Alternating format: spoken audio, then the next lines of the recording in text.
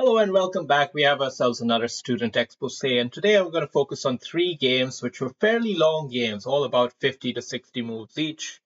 So the accuracy obviously a lot worse because of the higher move count.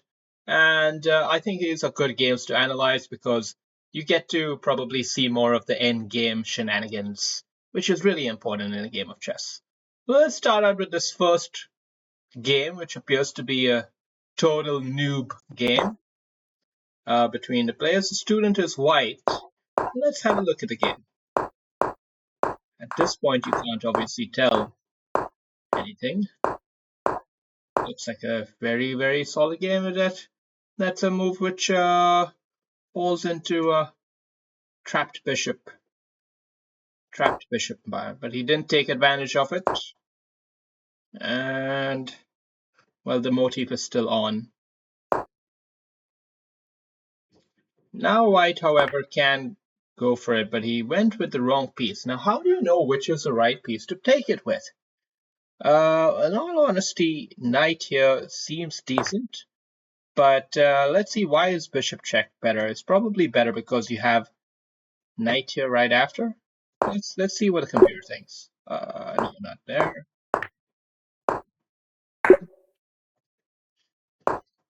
Bishop check, knight there right after. He captures back, captures back. It's a clean point, let's just say. Yeah. Instead, now we got the knight here, and the knight is in a bit of a tricky position. How's he gonna get out of that hole? It's not gonna be that easy. And now the pressure is indeed gonna start building, maybe here, but that's the wrong timing for the move because now he can capture, and he has a lovely little in-between move there to just take some points. But there's a lot of chaos still in the game here. It's not over yet, even though white is clearly better. Looking to trap the piece, but it's not quite there because the bishop check is on. He didn't take it there. Black should always bishop check here. If you do that prematurely, then now the bishop is no longer trapped. All right, but instead, black thought he was done for, so he just threw in the towel early. Now we've got a good finish, probably.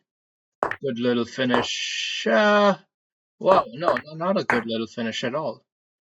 So right here is the time when you want to make that killer blow. And what is the killer blow move here?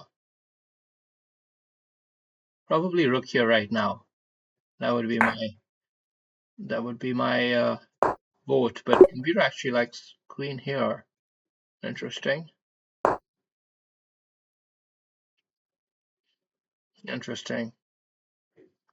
Well, anyway. Okay, so now with the rook coming here, all of a sudden, the equation is back to square because queen can take that rook, and he does. So the game is still on here, but he misses his chance. He could have just won the bishop there. Good defense. If you went here, that was mate. So very good defense there. White is definitely playing dangerous here, living dangerously. And they've repeated positions. And now, how is he going to handle it? Oh, he changes the flavor. Very nice move. Gives room for a check. Gives room for a lovely check. We need to see the finishing touch here, mate. How many seconds do you have? 50 seconds. That's enough. Oh, just to deliver the check, mine. Just deliver the check. What is that? What is that? Okay, so black still fighting here. And now we got the check. Okay. Well, good game. Good game. A tough first game. Okay, but the next game is going to be even harder. 73% versus 82%. This game, let's have a look at it.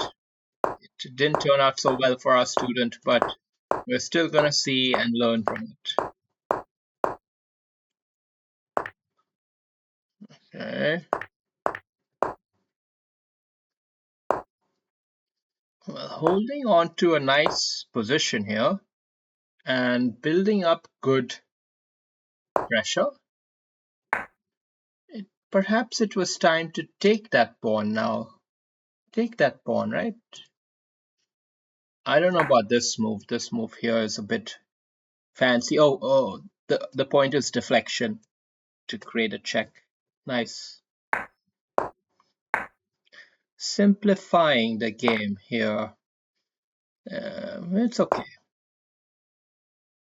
That's a seemingly natural move. Now the knight comes in with a lot of power all of a sudden. All of a sudden, the knight comes in with a lot of power, and unfortunately, he's got a winning fork. So it's amazing how a tactic can bite you in the ass all of a sudden from out of nowhere. It was right there waiting to happen, but it's not a typical position for the knight, so you can't fault the student for not seeing the potential trick here. It happened a little bit too quicker than anyone would have expected. So now when he's playing from behind, how do you play when you're playing from behind? It's not a totally dead lost game, but how do you make a game out of it? That's the real question. G4, not a bad idea. I personally think, what would I do here? What would I do? I'm not fully sure. I like keeping the files closed because you don't want to permit the rooks to get traded off so quickly. So I might try to just do something here, you know, or put the rook here, try to do something there. That's how I might try to play it. But this is okay. Keeping the game alive. Now, of course, black is looking to double up and slink in from here. So, no, you can't trade the rook. You cannot trade the rook because this is too difficult to hold. You need to keep a rook alive. When it's one rook versus two rooks, save your rook. That's the only way to give yourself a shot. Otherwise, it's just going to be torture. Now it's just going to be torture. It's going to be a slow grind to the finish line. Yeah. All right. Next game. Next game we see 77%. Not bad. Not bad indeed. Good opening. But a weekend game, and that's what we're going to try to focus on is the end game. So let's have a look at our student who was playing as black. Solid opening. Very precise opening here. And, well, that looked like the obvious move, but the problem is that white has this loose piece he can hone in on. So white now takes the lead here from out of nowhere. And black doing his best to make it spicy.